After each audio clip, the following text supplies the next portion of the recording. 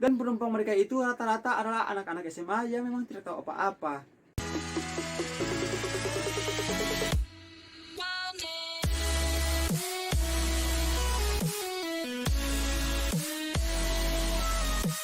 Welcome back to my YouTube channel, Enrico Brian. Apa kabar teman-teman? Semoga kalian semua sehat-sehat ya. Jadi di video kali ini kita akan membahas tentang konspirasi terseram dari kapal Sewol. Tapi sebelum kita masuk ke dalam video pembahasan, alangkah baiknya teman-teman untuk subscribe. Jangan lupa nyalakan tombol notifikasi agar supaya ketika aku upload video baru, kalian menjadi orang yang pertama menonton video itu. Dan jangan lupa like, comment, dan share sebanyak-banyaknya. Untuk teman-teman yang mungkin baru mendengar kapal Sewol, apa sih kapal Sewol? Jadi kapal Sewol itu adalah kapal feri milik dari Korea Selatan. Sejarah kelam dalam dunia transportasi Korea Selatan terjadi pada tanggal 16 April tahun 2014. Kapal feri Sewol tenggelam dalam pelayarannya dari Incheon menuju sebuah pulau yang terkenal di Korea Selatan, yaitu Pulau Jeju. Jadi dari peristiwa ini mengakibatkan 304 orang meninggal dunia dari total penumpang sebanyak 476. Dan yang lebih mengerikan, sebagian besar yang meninggal itu adalah anak-anak yang masih duduk di bangku SMA ketika mereka sedang berlibur setelah ujian. So, jika teman-teman sudah penasaran, mari kita masuk ke dalam video pembahasannya.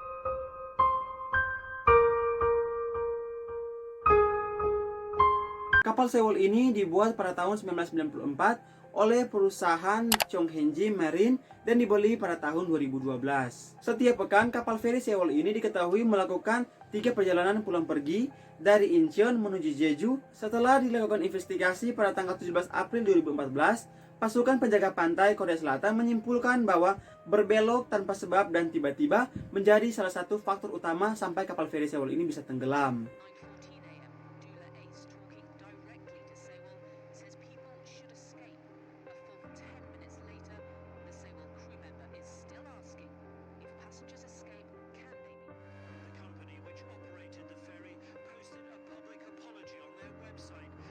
Jadi memang kapal Sewol ini berbelok tanpa ada perintah sama sekali. Kapal feri Sewol ini juga diketahui kelebihan muatan dan tidak menggunakan air pemberat sebagaimana sesuai standar yang sudah diberlakukan. Jadi memang pada saat pelayarannya itu, kapal ini memang rada-rada nggak beres teman-teman. Dan pada tanggal 19 April tahun 2014, sang kapten dari kapal Sewol ini ditangkap dan didakwa karena melakukan kelalaian dalam menjalankan tugas, melanggar hukum kelautan dan juga melanggar pelanggaran lainnya.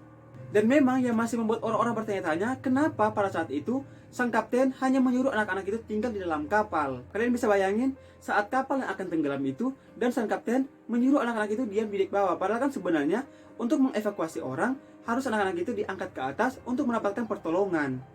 Tapi yang dilakukan oleh kapten dari kapal Sewol ini justru berbalik teman-teman.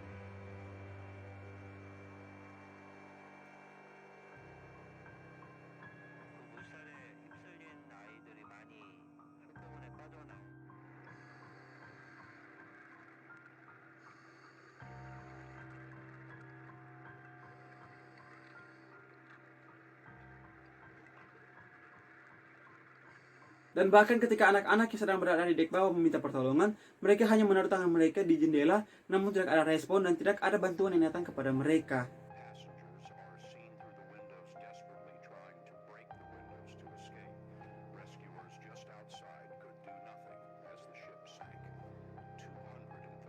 Dan juga ada beberapa anak-anak yang bandel dan mereka ingin kayak yang nggak mau lah meninggal sama kapal ini, jadi mereka ke atas dan melompat ke lautan untuk mendapatkan pertolongan.